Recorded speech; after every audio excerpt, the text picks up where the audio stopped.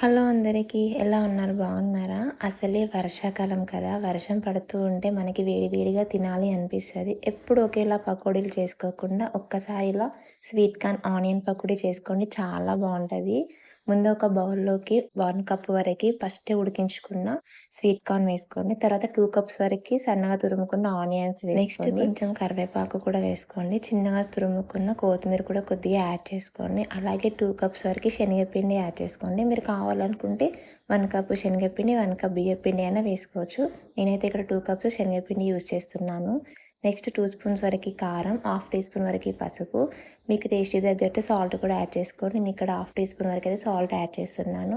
1 spoon వరకి ధనియాల పొడి, 1 స్పూన్ వరకి గరం మసాలా కూడా వేసుకోండి.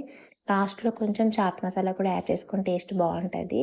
నెక్స్ట్ కొద్దిగా జీలకర్ర కూడా యాడ్ చేసుకొని మొత్తం కలిసే విధంగా ఫస్ట్ హ్యాండ్‌తో బాగా మిక్స్ చేసుకోండి. ఆనియన్స్‌లో ఉండే వాటర్‌తో ఫస్ట్ బాగా కలుపుకోండి. ఎందుకంటే ఫస్టే వాటర్ ఏస్తే మొత్తం లూజ్ అయిపోయి పకోడీ అస్సలు బాగా రావు.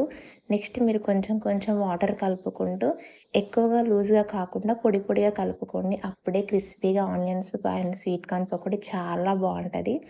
వాటర్ అయితే చాలా అస్సలు పట్టవు, కొద్దిగానే పడతాయి. చూసుకుంటూ బాగా మిక్స్ చేసుకోండి. మీరు ఒకవేళ హ్యాండ్‌తో పకోడీ వేసుకోవాలి అనుకుంటే కూడా వేసుకోవచ్చు. లేదు అనుకుంటే ఈ విధంగా స్పూన్‌తో కూడా వేసుకోవచ్చు. నేను చూపించే విధంగా పొడి పొడిగా కలుపుకుంటే సరిపోతుంది. నెక్స్ట్ స్టవ్ ఆన్ చేసి ప్యాన్ పెట్టుకొని ఆయిల్ కూడా హీట్ అయిన తర్వాత చిన్న చిన్నగా పకోడీలా స్పూన్‌తో వేసుకోండి. మీకు చేయికి అంతే వాష్ చేసుకునే పరిస్థితి కూడా ఉండదు. నెక్స్ట్ లో టు మీడియం ఫ్లేమ్ పెట్టుకుంటూ ఆయిల్‌లో ఫ్రై చేసుకోవాలి. ఫస్టే గరిటెతో అస్సలు కదపకండి. మనం వేసిన తర్వాత కొద్దిసేపటికి అవి పైకి ఇలా లేస్తా ఉన్నప్పుడు మీరు ఇంకో సైడ్ టర్న్ చేసుకోండి. మంచిగా క్రిస్పీగా అయ్యేంత వరకి ఫ్రై చేసుకుంటే సరిపోతుంది.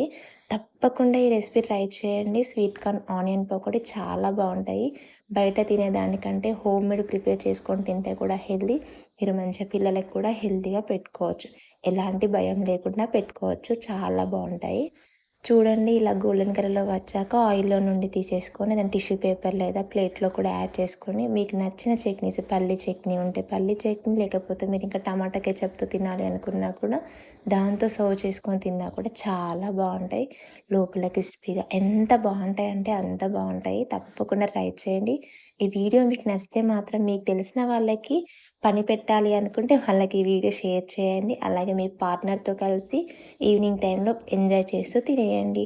Subscribe. Thank you. Bye by.